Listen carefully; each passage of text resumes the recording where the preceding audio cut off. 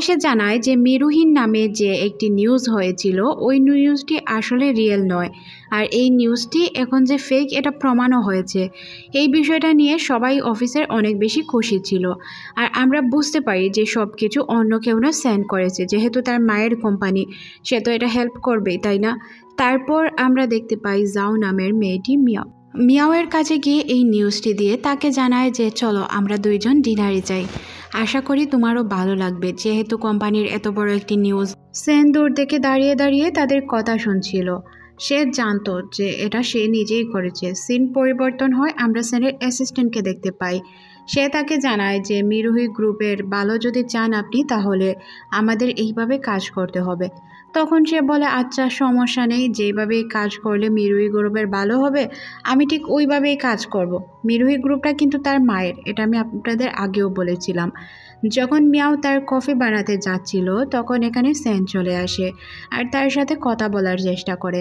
সে তখন তাকে জানায় যে আমি আর পেই মিলে একটু ঘুরতে যাব, তোমাকে আমাদের সাথে যেতে হবে, আমাদের কার ড্রাইভ করতে হবে।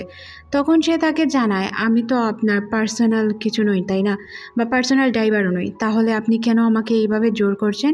তখন সে তাকে জোর করেই গাড়ির কাছে নিয়ে যায় আর বলে আমাদের সাথে যেতেই হবে। সে যেতে চায় না, কারণ বিষয়গুলো তার কাছে একটু ভিন্ন লাগতো, তার ভালো লাগতো না, কারণ সে তো তাকে পছন্দ করতো, তাই না? তখনই পুরো নিউজ ছড়িয়ে যায়। তারপর সে দেখতে পায় পুরো নিউজ ফিড ফেই নিউজে ছড়িয়েছিল। এখানে ফেইকে নিয়ে ভালো ভালো মন্তব্য করা হচ্ছিল। ফেই আসলে একজন মডেল ছিল, আর ভালো মডেল ছিল, সে মোটামুটি ভালোই কাজ করতো। এখানে আমরা মিরুহি এবং মিয়াওকে দেখতে পাই, তারা তাদের কোম্পানির বিষয়ে কথা বলছিল, সাথে ফের বিষয়ে কথা হচ্ছিল। তখন সে বলে ফেই ভালো কাজ করে। তখন সে শুনতে পায় ফেই তার সিকিউরিটির সাথে কথা বলছিল। আসলে সে ওই বিষয়গুলো নিয়েই কথা বলছিল, যে কখনোই মিরুহি তাকে মানবে না সেনের বউ হিসাবে, আর এই কথাগুলোই মিরুহি শুনতে পায়। তারপর সে মিরুহিকে গিয়ে বলে আমি সেনের মা, তোমাকে রাতে ডিনারে ইনভাইট করলাম, তুমি চলে এসো সময় মতো। তখন সে জানায় যে সে আসবে। তখন সে বলে আচ্ছা তাহলে এতটুকুই কথা রইল। সিন পরিবর্তন হয়, আমরা মিয়াওকে দেখতে পাই, যে কিনা সেনকে কল করে জানায় তোমার মা তোমার গার্লফ্রেন্ডকে ডিনারে রেখেছে। তখন সে অনেক বেশি চমকে যায়। এদিকে আমরা দেখতে পাই সে তাকে বসিয়ে রেখে তার পুরো হিস্ট্রি চেক করে নিচ্ছিল, সে কি করেছে, কি করবে, বা তার লাইফের লক্ষ্য কী, সব কিছুই সে জানার চেষ্টা করছিল। যেহেতু সে একজন মডেল, তার লাইফের লক্ষ্য আর কী বা হতে পারে। মিরুহি যখন এই বিষয়গুলো নিয়ে তার সাথে কথা বলছিল তখনই এখানে সেন চলে আসে আর জানায় মা আমি এখনও বিয়ে করিনি, তাই এই বিষয়গুলো নিয়ে কথা না বললেই নয়, তাই না? আমি যখন বিয়ে করতে চাইবো তখন তুমি এই বিষয় নিয়ে কথা বলতে পারো। তখন সে বলে আমি আমাদের ব্র্যান্ড অ্যাম্বাসেডরের সাথে কথা বলছি, এটা কি আমার ভুল কিছু? তখন পেই অনেক বেশি খুশি হয়ে যায়, কারণ এত বড় একটি কোম্পানির ব্র্যান্ড অ্যাম্বাসেডর হওয়া মানেই অনেক কিছু। সে মহা খুশি, সে বলে আমি রাজি আছি। এখানে মিয়াও কিছুটা আপসেট ছিল। মিয়াওকে সে জিজ্ঞাসা করে কি করব মিয়াও? তখন মিয়াও আর কি বলবে, সে বলে আপনার ডিসিশন সবসময় ভালোই হয়। সিন পরিবর্তন হয়, আমরা মিয়াওকে দেখতে পাই, সে একা একা বসেছিল। তখন জাও নামের একটি ছেলে তার কাছে চলে আসে আর তাকে জিজ্ঞাসা করে কি করছো এখানে, একা একা দাঁড়িয়ে আছো, তোমার বয়ফ্রেন্ড কি তোমার সাথে আবারও খারাপ ব্যবহার করেছে? তখনই এখানে সেন চলে আসে আর সেনকে দেখে সে বলে যে না আমি সিঙ্গেল, আমি আজ পর্যন্ত রিলেশনে জড়াইনি। আর তার এই কথা শুনে সেন কিছুটা আপসেট হয়ে যায়, কারণ সেন তো তাকে ভালোবাসতো, একে অপরকে ভালোবাসতো, কিন্তু এখন তাদের মধ্যে তো আর কোনো সম্পর্ক নেই। তখন সে তাকে তার পরিচয় দেয়, বলে আমি যাও, আমি এই কোম্পানিতে অ্যাকাউন্টিং ডিপার্টমেন্টে কাজ করছি। তখন সে বলে যে ও আচ্ছা, তো মিরুহি গ্রুপ আমার মায়েরই। এই বিষয় নিয়ে তাদের মধ্যে হালকা পাতলা কথা হয়। তারপর তাদের ডিলটি সাইন হয়ে যায়। আসলে এখানে আমি নাম ভুল করেছিলাম, ওই ছেলেটির নাম হচ্ছে ড্যাং। ড্যাং এখানে অনেক খুশি। ড্যাং বারবার শুধু মিয়াওয়ের দিকে তাকাচ্ছিল, তার তাকানো দেখেই মনে হচ্ছিল যে সে হয়তো মিয়াওকে পছন্দ করে। যেহেতু তাদের ডিল ফাইনাল হয়েছে তাহলে তারা তো অনেক খুশি, তাই না? এখানে যখন ড্যাং তার সাথে হাত মেলাতে চায় তখনই সেন তার সাথে হাত মেলায় আর তার দিকে অবাকভাবে তাকায়। বাহিরে বের হয়ে সেনকে মিয়াও জিজ্ঞাসা করে আচ্ছা তুমি আমাকে কেন হাত মেলাতে দিলে না, তুমি নিচে কেন মেলালে? এটার মানে আমি বুঝলাম না, সবার নজর তো তোমার দিকেই ছিল, তাহলে তুমি এমনটা কেন করলে? তখন সেন বলে কেন করলাম তুমি কি বুঝতে পারছো না? কেন সে তোমার দিকে এমনভাবে তাকাবে, তোমার দিকে খারাপ নজরে তাকাচ্ছিল। মিয়াও বলে কেন, তুমি ফেইকে নিয়ে খুশি নেই? তুমি তোমার অতীত নিয়ে কেন টানছো? এক্স গার্লফ্রেন্ডকে নিয়ে তোমার এত কেন মাথা ব্যথা? আমিও সিঙ্গেল, ট্যাঙ্গও সিঙ্গেল। যদি আমরা চাই তাহলে আমরা রিলেশনে যেতে পারি। তাহলে তোমার এতে প্রবলেম কি? তুমি কেন এইসব করছো? তুমি তোমার ফিউচার নিয়ে তো খুব সুন্দর করে চিন্তা করছো, তাই না? তাহলে কেন আমাকে আমার ফিউচার নিয়ে চিন্তা করতে দিচ্ছ না? এটা কোন ধরনের আচরণ? আমি তোমার আচরণ একদমই পছন্দ করছি না। এই কথা বলে সে এখান থেকে চলে যায়। সিন পরিবর্তন হয়, আমরা ফেই এবং সেনকে দেখতে পাই। ফেই তার কাজগুলো বোঝার চেষ্টা করছিল, তখনই সেন চলে আসে তার কাছে, তার সাথে কথা বলে। এখানে সে তার কাছে যাওয়ার চেষ্টা করে, তখন সেন তাকে দূরে সরিয়ে দেয়। ফেই বলে, কি শুরু করেছো? আমি বুঝতে পারছি না, তুমি মেয়ার জন্য এখনই কি ফিলিংস রাখছো? যদি কোনো ফিলিংস রেখে থাকো তাহলে তাকে গিয়ে বলে দাও। তুমি কেন আমার সাথে নাটক করছো? তোমাদের দুইজনের সামনাসামনি ফ্ল্যাট, এইসব আমার একদমই ভালো লাগছে না, আমি বিরক্ত। সিন পরিবর্তন হয়, আমরা তাদেরকে একসাথে বসে থাকতে দেখতে পাই। ফেই তখন মিয়াওকে বলে যে তোমার অনেক খেয়াল রাখে সেন এবং সেনের মা মিরুহি। তখন সে বলে, হ্যাঁ হয়তো রাখতে পারে, এই বিষয়ে আমার তেমন কোনো ধারণা নেই, আসলে আমি এখানের একজন জাস্ট এমপ্লয়। ফেই তখন বলে ওঠে, তোমার লাইফটা কত সুন্দর তাই না? তুমি তোমার মতো করে এনজয় করতে পারো, নিজের জন্য অনেক ফ্রি টাইম পাও। তখন সে বলে, তাহলে কি তুমি তোমার কাজ ক্যান্সেল করে দিতে চাচ্ছ? যদি তুমি তোমার কাজ ক্যান্সেল করে দিতে চাও তাহলে আমি মিরুহির সাথে কথা বলতে পারি। ওনার সাথে কথা বলে আমি বলতে পারি যে তুমি ব্যান্ড রিপোজিটর হিসাবে কাজ করতে চাও না। তখন সে বলে যে আমি কখন বলেছি আমি কাজ করতে চাই না, আমি অবশ্যই কাজ করতে চাই। সেন এবং সেনের মা মিরুহি অনেক ভালো, ওনাদের সাথে কাজ করার সৌভাগ্য হয়েছে আমার, এটা আমার জন্য অনেক কিছু, তাই আমি এটা হাতছাড়া করতে চাই না। এখানে সেন ফেইকে বলে যে আমার তোমার সাথে আর রিলেশন কন্টিনিউ করা সম্ভব নয়। তখন সে বলে, এটা কি তোমার মিয়াওয়ের জন্য বলছো? তখন সে বলে, দেখো মিয়াও বা কারো জন্য আমি ব্রেকআপ করছি না, আসল ঘটনা হচ্ছে আমি তোমার সাথে থাকতে চাই না। তখন সে বলে, আমি খুব ভালো করে জানি মিয়াও যদি আমাদের মধ্যে না আসতো তাহলে আমাদের সম্পর্কটা নষ্ট হতো না। সে যখন থেকেই তোমার আশেপাশে আসতে শুরু করেছে তখন থেকেই তোমার পরিবর্তন আমি লক্ষ্য করছি, এটা নতুন করে তোমাকে বলতে হবে না।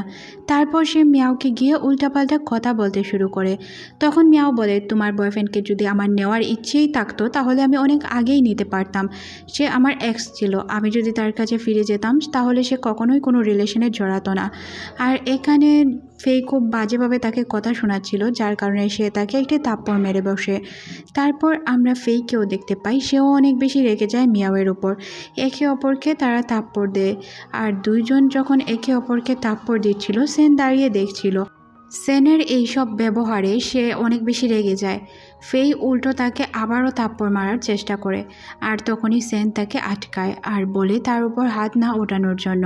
এখানে ফেই বুঝতে পারে যে সেন আসলে মিয়াওকেই চুজ করেছে, সে এখনও মিয়াওকে ভালোবাসে। তখন ফেই বলে, তুমি যেহেতু তোমার এক্সকেই ভালোবাসতে তাহলে কেন আমার জীবনটা নিয়ে খেললে? এটা কিন্তু সত্য কথা, কারণ যেহেতু সে তাকেই ভালোবাসতো তাহলে ওই মেয়েটির জীবন নিয়ে খেলার মতো তো কিছুই নেই। সবাই সবার বয়ফ্রেন্ডের সাথে অন্য কাউকে সহ্য করতে পারবে না, ইজ নর্মাল। এদিকে আমরা মিয়াও এবং তার বান্ধবী জাওকে দেখতে পাই, তারা দুইজন ড্রিঙ্ক করছিল আর এই বিষয়গুলো নিয়ে কথা বলছিল। তখনই এখানে স্যাং নামের একটি লোক চলে আসে আর মিয়াওকে দেখে বলে যে ও হচ্ছে সেনের ওয়াইফ। তখন সে বলে যে সেনের ওয়াইফ এটা কিভাবে হতে পারে? তার সাথে যে মেয়েটি ছিল সেই বলছিল যে সেনের ওয়াইফ তো নেই, আর সেনের গার্লফ্রেন্ড হচ্ছে পেই। তখন সে বলে, না, ওকেই আমি সবসময় তার সাথে দেখেছি। তখন মেয়েটি বলে, আমি এর আগে কখনোই তাকে দেখিনি। তখন স্যাং তাকে বলে যে আচ্ছা, যদি সেনের সাথে তোমার কখনোই সম্পর্ক নষ্ট হয়ে যায় তাহলে তুমি আমার কাছে আসতে পারো। বিষয়টি মিয়াওয়ের অনেক বেশি খারাপ লাগে। ওই ছেলেটি চলে গেলে মিয়াও বলে, এই সব জায়গায় আর আমি কখনোই আসবো না। দেখলে কি বাজেভাবে কথাটা বলল। তখন সে বলে, আচ্ছা বাদ দাও এইসব। এদিকে আমরা সেনকে দেখতে পাই, যে কিনা মিয়াওয়ের বিষয়টা নিয়েই চিন্তা করছিল। মিয়াও কিভাবে তাকে ওই জায়গায় রেখে চলে গেল এই বিষয়গুলো নিয়েই যখন ভাবছিল। সিন পরিবর্তন হয়, আমরা মিয়াও আর তার বান্ধবীকে দেখতে পাই। তারা যখন রাস্তা দিয়ে যাচ্ছিল তখন দেখতে পাই সেনকে কেউ মেরেছে। সেং রাস্তায় পড়েছিল। তখন তারা সেংকের হেল্প করতে গেলে সেং তাদেরকে উল্টো জানায় যে হয়তো সে এইসব কাজ করেছে, তাই সে সেংকে উল্টো বন্দি বানিয়ে রাখে আর উল্টো কল করে দেয় সেনের কাছে। তাকে কল করে জানায় যে তোমার ওয়াইফ আমার কাছে আছে, তুমি যদি তোমার ওয়াইফকে বাঁচাতে চাও তাহলে তাড়াতাড়ি চলে আসো। তারপর সে ওই জায়গায় চলে যায়। যাও তাকে পুরো ঘটনা খুলে বলে, যার কারণে সে গিয়ে পুরো ঘটনা তাড়াতাড়ি বুঝতে পারে আর কোনো তার প্রবলেম হয় না। তখন সে তাকে বলে, তোমার ওয়াইফকে তুমি নিয়ে যাবে, তার আগে তুমি স্বীকার করো সে তোমার ওয়াইফ। পুরো দুনিয়া কিন্তু এটা জানে না, তুমি আমার কাছে স্বীকার করে নাও, তাহলে আমি তোমার ওয়াইফকে ছেড়ে দিব। আর তোমার ওয়াইফ আমার উপর অ্যাটাক করানোর চেষ্টা করেছে, তাই আমি পুলিশকে ডাকবো। মিয়াও তখন মাতব্বরি করে বলে ওঠে যে হ্যাঁ, আমি অ্যাটাক করিয়েছি। এটা শোনার পর অনেক বেশি রেগে যায় সেন। সে বলে যে হ্যাঁ, ও আমার ওয়াইফ, আমার মানতে কেন কষ্ট হবে আমার ওয়াইফকে, আমি জানি সে আমার ওয়াইফ।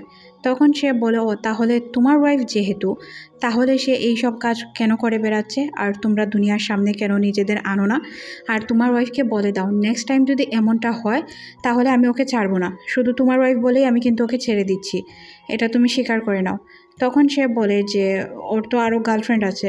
তখন সে বলে, না, ফেই আমার এক্স ছিল, সে আমার বর্তমান নয়, আমার বর্তমান হচ্ছে মিয়াও। তারপর আমরা মিয়াওকে দেখতে পাই, সে যখন বাহিরে আসে তাকে কিছুই বলে না।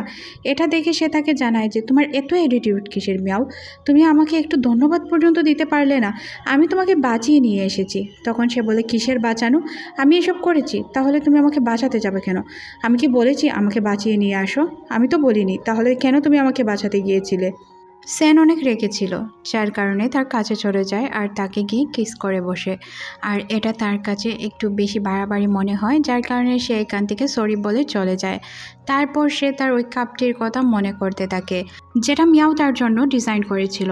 এখন সে এইটা আবার ডিজাইন করাতে চায়। এদিকে আমরা মিয়াওকে দেখতে পাই, তার কাছে ওই কাপটি ছিল যেটা তাকে সেন দিয়েছিল, সে নিজেই ডিজাইন করেছিল। ওই কাপটি তার কাছে আছে, কিন্তু সে বলেছে ওই কাপটি তার কাছে নেই। সে মনে মনে বলে, 10 বছর এখনও হয়নি, তাই আমি আমার লিমিট ক্রস করতে পারবো না। এতদিন যাবৎ সব কিছু সহ্য করেছি, তাহলে কেন পারবো না? আমি এটা করবই, আমার দ্বারা এটা করতেই হবে। তারপর সে যখন অফিসে যায়, জানতে পারে মিয়াও অসুস্থ, তাই সে অফিসে আসেনি, তার নাকি অনেক বেশি জ্বর। সে তাড়াতাড়ি মিয়াওয়ের বাসায় চলে যায় আর তাকে গিয়ে দেখে। সেন যেহেতু তার বাসার লোক জানতো, তাই সে খুব সহজেই প্রবেশ করে তার জ্বর নাপতে শুরু করে। তখন সে বলে, দেখো, তোমাকে আমার বাসায় যদি এইভাবে আমি আসতে দেখি তাহলে কিন্তু আমি লোক পরিবর্তন করে ফেলবো, কারণ এইভাবে আমার বাসায় আসা তোমার জন্য ঠিক নয়। তখন সে বলে, শুনেছি তোমার জ্বর, তাই এখানে এসেছি, তাছাড়া আর আমার কোনো উদ্দেশ্য নেই। আমি চাইছি যে তুমি ভালোভাবে কাজ করতে পারো, যদি সুস্থ না হও তাহলে কাজ কিভাবে করবে? তখন সে বলে যে আমি তো চাই না তোমাকে, আমি কি চেয়েছি? আমি তো বলেছি তুমি ফের কাছে চলে যাও। সে বলে, উল্টাপাল্টা কথা বলো না, আমি ফের কাছে যেতে চাই না, আর আমি তোমাকে কিছু কাজের বিষয়ে জিজ্ঞাসাবাদ করতে এসেছি। তখন সে বলে, কি কাজের বিষয়ে জিজ্ঞাসাবাদ করবে, করে ফেলো, কারণ আমি কাজ করতে চাই, আর কাজের বাহিরে তোমার সাথে আমি আর কোনো কথা বলতে চাই না। তখন সে বলে, কাজের বাহিরে কথা বলতে চাও না, কিন্তু আমি তো তোমার সাথে কথা বলতে চাই, আমি তোমার সাথে সব সময় থাকতে চাই, কেন তুমি আমাকে মাঝ রাস্তায় ছেড়ে চলে গিয়েছিলে? তখন সে বলে, আমি এই পুরনো অতীত টানতে চাই না, আমি বলেছি না যে এইসব নিয়ে আর কথা হবে না। তারপরই দরজায় নক পড়ে। যখন সে দরজা খুলে দেখতে পায় যে ড্যাঙের লোক ঔষধ দিতে এসেছে। তারপর সে যখন পানি আনতে যায়, তখন সে দেখতে পায় যে প্রজাপতির যে মুখটি ছিল তার ওই মুখটি এখনও রয়েছে। তার মানে সে এই মুখটি এখন পর্যন্ত ফেলে দেয়নি, তার কাছে যত্ন করে রেখেছে। হয়তো সে তাকে ভালোবাসে, তাই যত্ন করে রেখে দিয়েছে। তার মনে পড়ে যায় তার এক বন্ধু তাকে বলেছিল, অনেক সময় আমরা কাউকে ছাড়তে চাই না, কিন্তু ছাড়তে বাধ্য হই, এটা হয়তো আমার নিয়তিতে থাকে। সেন তার কাছে এসে জিজ্ঞাসা করে, কাজ করা বন্ধ করে একটু ওষুধ খেয়ে ঘুমিয়ে পড়ো। তখন সে বলে, আমি কাজ মধ্যস্থলে রাখা পছন্দ করি না। সেন তখন বলে ওঠে, হ্যাঁ, মধ্যস্থলে কাজ রাখা পছন্দ করো না, কিন্তু মানুষকে মধ্যস্থলে রেখে যেতে অনেক বেশি পছন্দ করো, তাই তো আমার সাথে এইসব করেছিলে তখন, তাই না? তখন সে বলে যে এইসব বিষয়ে আমি কথা বলতে চাই না। তখন আবার সেন বলে যে কথা বলতে চাও না, তুমি আমাকে বলেছিলে একজনের ভিতরে আটক না হয়ে থেকে পুরো দুনিয়াকে ঘুরে দেখতে, প্রত্যেকটি মেয়ের সাথে রিলেশন করতে। আমি অনেকগুলো মেয়ের সাথে রিলেশন করেছি জানো, কিন্তু আমি তোমাকে বলতে পারিনি। সবার সাথেই যখন আমি কথা বলতাম তখন তোমার ফেসটি সবার সামনে চলে আসতো। তাদের সাথে কথা বলে কেন জানি না আমি কখনো শান্তি খুঁজে পাইনি, যেটা তোমার সাথে কথা বলে শান্তি পেয়েছি। 10 বছর কেটে গেল, তারপরও আমি তোমাকে বলতে পারি না। হয়তো এটাই সত্যিকারের ভালোবাসা। আসলে সত্যিকারের ভালোবাসা কয়জনের কপালে থাকে? সবার কপালে তো আর সত্যিকারের ভালোবাসা থাকে না। তাকে না, তার কথা বলার মধ্যেই আমরা মিয়াওকে দেখতে পাই, সে অজ্ঞান হয়ে পড়ে যায়। তার অবস্থা খুবই খারাপ ছিল। তারপর সে তাকে হসপিটালে নিয়ে যায়। হসপিটালে নিয়ে যাওয়ার রাস্তায় তার ফের সাথে দেখা হয়। ফেই তাকে বাহিরে কথা বলতে ডাকে। এখানে সে বারবার শুধু মিয়াওয়ের কথাই ভাবছিল। ফেইকে সে পাত্তাই দেয় না। ফেই যখন তাকে ডাকতে থাকে তখন সে একবার বাহিরে বের হয়ে যায়। ফেই তখন বলে, আমাদের সম্পর্ককে লাস্ট চান্স দেওয়া যায় না? তখন সে বলে, আমি তোমাকে অনেকবার বলেছি আমাদের মধ্যে কিছুই নেই, সব কিছু শেষ হয়ে গিয়েছে। তাহলে তুমি কিভাবে ভাবতে পারো যে আমি তোমাকে আরেকটি সুযোগ দিব? সুযোগ দেওয়ার জন্য তো সময় প্রয়োজন, তাই না? আমি তো বলেছি যে ব্রেকআপ। আর দ্বিতীয় কথা হচ্ছে, আমি মিয়াওকে ছাড়া কোনো কিছু কল্পনাই করতে পারি না। হ্যাঁ, মিয়াও আমাকে বলেছিল যে রিলেশন করে দেখতে, কিন্তু আমি মিয়াওকে কখনোই বলতে পারিনি আমি তোমাকে কিছুই করতে পারবো না, প্লিজ আমাকে মাফ করে দাও। এটা শুনে সে অনেক বেশি কষ্ট পায় আর এখান থেকে চলে যায়।